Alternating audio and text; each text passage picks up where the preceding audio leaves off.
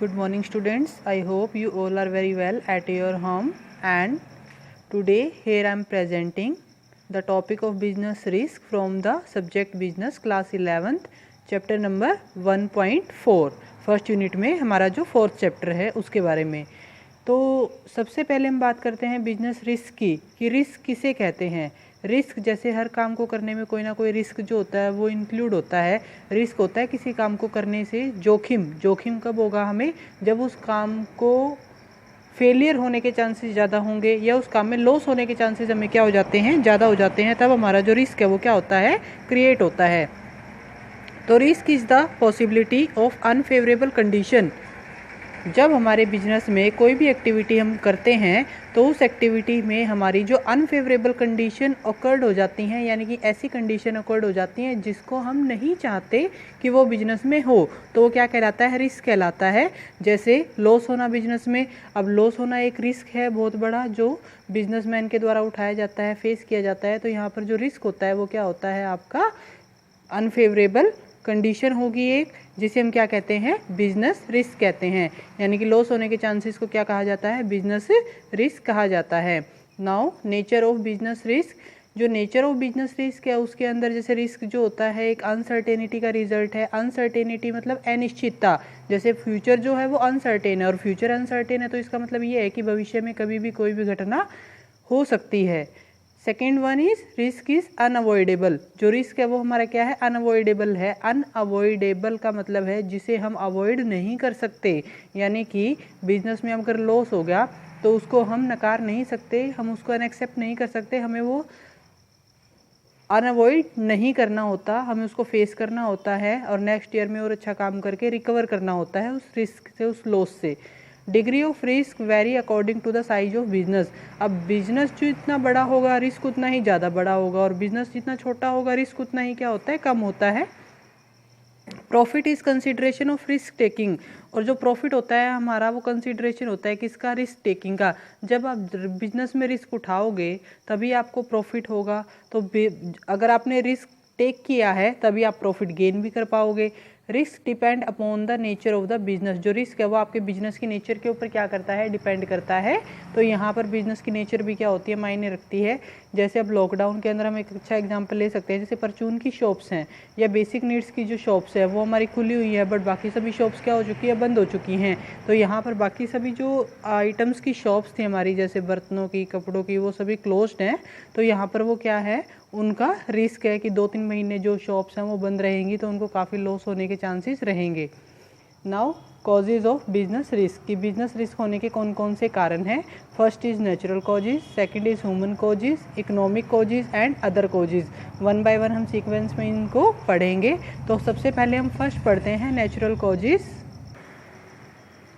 In natural causes these causes are beyond the power of man. यानी कि किसी भी व्यक्ति की पावर से बाहर होते हैं जो नेचुरल कॉजेज हैं। जैसे प्राकृतिक आपदा कोई भी आ जाती है, सपोज सीजनल चेंजेस आ जाते हैं। सीजनल चेंजेस के अंदर जैसे मान लेते हैं बाढ़, भूकंप, सूखा या बहुत ज़्यादा तेज़ आंधी आ जाती है। तो इस तरीके से ये सारी चीज़ें, drought, flood, snowfall, fire, dust storm, तो यहाँ पर ये क्या है, सारे के सारे सीजनल चेंजेस हैं। और अगर ये अचानक से आ गए तो इसका हमारे बिजनेस की एक्टिविटीज़ के ऊपर इफेक्ट जो होता है नेगेटिव पड़ता है। जियोलॉजिकल चेंजेस के अंदर जैसे सपोज करते हैं अर्थक्वेक आ गई, और अर्थक्वेक जैसे मतलब धरती का जो प्लेस है वो थोड़ा इधर उधर खिसकना, ये भी कह सकते हैं। तो इसके अंदर जैसे मान लेते हैं बिल्डिंग है बहुत बड़ी, वो डिस्ट्रॉय हो गई हमारी आंखों के सामने देखते ही देखते भूकंप आने के कारण। अदर नेचुरल कैलेमिटीज़ हो सकती हैं जैसे लाइटनिंग या चेंजेस इन एटमॉस्फेयर, कि एटमॉस्फेयर के अंदर देखते देखते एकदम से बहुत बड़ा चेंज आ जाता है, या फिर बिजली कड़कने लग जाती है, बिजली गिर जाती है जिसे हम कहते हैं।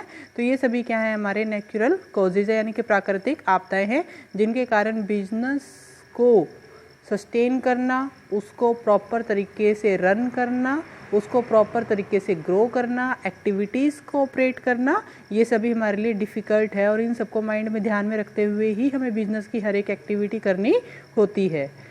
Next is human causes. Role of human being is very important in creating a business, कि किसी भी व्यक्ति का जो रोल है किसी भी बिजनेस को चलाने के लिए, that is very important for any business. तो इसके अंदर जैसे सपोज करते हैं डिसऑनेस्टी ऑफ बिजनेस एम्प्लॉयज़, यानी कि जो एम्प्लॉयज़ है, कर्मचारी है, अगर वो ईमानदार नहीं है, तो वो पैसे की गुड्स की चोरी कर सकते हैं। डिसऑनेस्टी ऑफ कस्टमर के लिए भी यही बात हम कह सकते हैं। स्ट्राइक और लॉकडाउन अगर हो गया, स्ट्राइक हो गई या लॉकडाउन हो गया, तो इसका मतलब ये है कि सब कुछ बंद हो जाएगा, और सब कुछ बंद हो जाएगा तो प्रोडक्शन बंद तो काम बंद, तो इसका मतलब ये है कि हमारी जो अर्निंग सोर्स थे वो सभी बंद हो जाते हैं। वर्किंग केयरलेसली, अगर हम काम जो है वो केयरफुली ना करें, मतलब लापरवाही से काम करें, तो उस केस में भी कुछ कार्य हमारे जो सही होने चाहिए थे वो गलत हो जाते हैं, जैसे प्रोडक्शन की क्वालिटी बैड हो जाना। तो इस तरीके से ये क्या है, हमारे ह्यूमन कॉजेज़ हैं। ह्यूमन कॉजेज़ में जैसे dishonesty of employees, dishonesty of customer, strike and lockdown and working carelessly. Next third one point is economic causes. Human causes के बाद अब हम पढ़ते हैं इकोनॉमिक कॉजेज़। इकोनॉमिक कॉजेज़ के अंदर these are the relating to changing place in the market, कि market के अंदर जो टाइम टू टाइम क्या होता रहता है, चेंजेस आते रहते हैं। सपोज फैशन में चेंज आ जाता है, फैशन में चेंज आ जाएगा तो इसका मतलब ये है कि लोगों के टेस्ट और इंटरेस्ट में चेंज आ जाएगा अकॉर्डिंग टू फैशन, क्योंकि चेंजिंग फैशन के अकॉर्डिंग ही मॉडर्न सिनेरियो में आज के प्रेजेंट टाइम में कस्टमर जो होते हैं, जैसे यंग एज के जो लोग हैं, यंग एज के जो बॉयज़ और गर्ल्स हैं, वो फैशन की तरफ जल्दी ज़्यादा अट्रैक्ट हो जाते हैं, न्यू फैशन की तरफ। चेंज इन द प्राइस के अंदर चेंज हो जाना, प्राइस अगर कम ज़्यादा होगा तो ऑटोमेटिकली हमारी डिमांड तो कम ज़्यादा होगी। कोई चीज़ महंगी हो जाती है तो हम 100 बार सोचेंगे खरीदने के लिए, अगर हम मिडिल क्लास से बिलोंग करते हैं तो। इफेक्ट ऑफ कंपटीशन का भी बहुत ज़्यादा इफेक्ट पड़ता है, क्योंकि हमारे जो कॉम्पिटिटर होते हैं, कॉम्पिटिटिव फर्म होती हैं जो सेम प्रोडक्ट में बिजनेस कर रही है, वो अगर सेम प्राइस में अच्छी क्वालिटी ले आए या प्राइस कम कर दें, तो इसका इफेक्ट हमारे बिजनेस पे भी होगा। हमें भी उसके अकॉर्डिंग स्ट्रेटजी जो है कंपटीशन को फेस करने के लिए वो क्या करनी पड़ेगी, बनानी पड़ेगी। प्रोवाइडिंग फैसिलिटीज़ टू कस्टमर को फैसिलिटीज़ प्रोवाइड करना। तो ये थे हमारे कुछ economic causes. Next is other causes को हम 4 पार्ट में, 4 कैटेगरी में क्या करते हैं, डिवाइड करते हैं। और ये जो 4 कैटेगरी हैं हमारी, ये हमें 1 बाय 1 सीक्वेंस में पढ़नी है। तो these are, first is natural causes जो है, जैसे defect in the things and machine, जैसे मशीनें ख़राब हो जाना, या जो गुड्स हमने वस्तुएं हमने बनाई है वो डिफेक्टिव प्रोड्यूस हो जाना, या फिर डैमेज हो जाना। पेरिशेबल जो गुड्स होती है, पेरिशेबल गुड्स का मतलब होता है जल्दी नाशवान वस्तुएं, जैसे फल सब्जियां हैं, ये 2-3 दिन तक ही हम स्टोर करके रख सकते हैं, बहुत ज़्यादा टाइम तक स्टोर करके नहीं रख सकते। Technical causes when the old machines is replace by the new machine, जब ओल्ड मशीन जो होती है नई मशीनों के द्वारा रिप्लेस कर दी जाती है। अब जैसे मार्केट में नई मशीन आएगी, नई मशीन आने के कारण सब क्या सोचेंगे कि नई मशीनें ही खरीदी जाए प्रोडक्शन करने के लिए, और उनके आने के कारण जो होती है पुरानी मशीनें हमारी ऑब्सोलीट हो जाती हैं। ऑब्सोलीट होने का मतलब है कि उनका प्रचलन खत्म हो जाता है, और नई मशीनों को यूज़ करने के कारण जो प्रोडक्ट की क्वालिटी है वो भी हमारी ज़्यादा इंप्रेसिव और ज़्यादा बढ़िया बनती है। तो इस तरीके से टेक्निकल चेंजेस आने के कारण भी टाइम टू टाइम हमारा बिजनेस के अंदर जो रिस्क है वो बना रहता है। इसका एक अच्छा एग्जांपल आप ले सकते हो, जैसे पहले ब्लैक एंड वाइट टीवी होते थे, फिर कलर टीवी आए, कलर टीवी आने के बाद एलईडी एलसीडी वगैरह जो भी है वो आने लगी। After that mechanical causes, some defective item in the produce due to the defective machines, कि कुछ डिफेक्टिव आइटम्स थी हमारी जो क्या की गई हैं, प्रोड्यूस की जाती है डिफेक्टिव मशीनों के द्वारा। तो मशीन मैकेनिकल कॉजेज़ भी तो आ सकते हैं ना, जैसे मशीनें हैं प्रोडक्शन करते हुए ख़राब हो जाती हैं, या मशीनों ने अच्छा काम नहीं किया, मशीनें अच्छे तरीके से नहीं चली, तो प्रोडक्शन भी तो डिफेक्टिव होगा। मैनेजरियल कोज मैनेजमेंट से रिलेटेड है। अगर मैनेजमेंट ही डिसीजन गलत लेगी, पॉलिसीज़ गलत बनाएगी, ऑब्जेक्टिव गलत डिसाइड करेगी, ऑर्डर गलत देगी, तो उस केस में हमारे बिजनेस में तो नेगेटिव इम्पैक्ट पड़ना ही है, अगर उसका गलत प्रभाव तो पड़ेगा बिजनेस पे।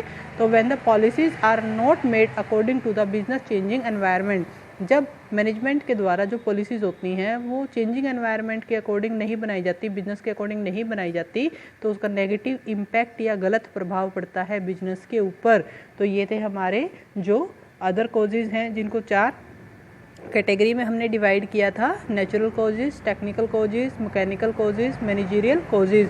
तो यहाँ पर हमने जो बिजनेस रिस्क है वो पढ़ा कि बिजनेस में, किसी भी बिजनेस में अनफेवरेबल कंडीशन कौन सी, लॉस होने के चांसेस हम बोल सकते हैं, उसकी नेचर हमने पढ़ी, उसके हमने कॉजेज़ पढ़े कि 4 टाइप के कॉजेज़ थे हमारे। नेचुरल कॉजेज़ थे, नेचुरल में जो प्राकृतिक बाढ़, भूकंप वगैरह या अर्थक्वेक आ जाना, तो उससे बिल्डिंग का डिस्ट्रॉय हो जाना, मतलब जैसे खड़े खड़े पूरी की पूरी बिल्डिंग ही ढह जाती हैं। और नेचुरल कैलेमिटीज़ के अंदर जैसे बिजली कड़कना या बिजली का पड़ना, तेज जो गड़गड़ाती हैं, और मौसम में जो चेंजेस आते हैं उसके अकॉर्डिंग। ह्यूमन कॉजेज़ हैं हमारे कुछ ह्यूमन कॉजेज़ मानव से रिलेटेड, जैसे एम्प्लॉयज़ और कस्टमर की मतलब बेईमानी, स्ट्राइक करना, वर्किंग केयरलेसली, लापरवाही से काम करना। इकोनॉमिक कॉजेज़ हो सकते हैं फैशन में प्राइस में चेंज आना, कंपटीशन में चेंज आना, कंपटीशन का इफेक्ट पड़ना नेगेटिव।